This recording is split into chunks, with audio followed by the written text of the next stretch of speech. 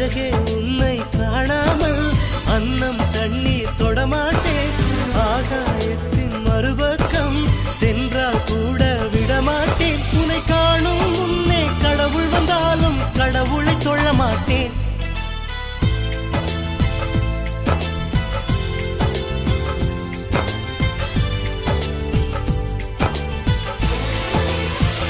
எங்கோ ஓர் சாலை வளைவில் உன் பிம்பம் தொலைந்ததடி.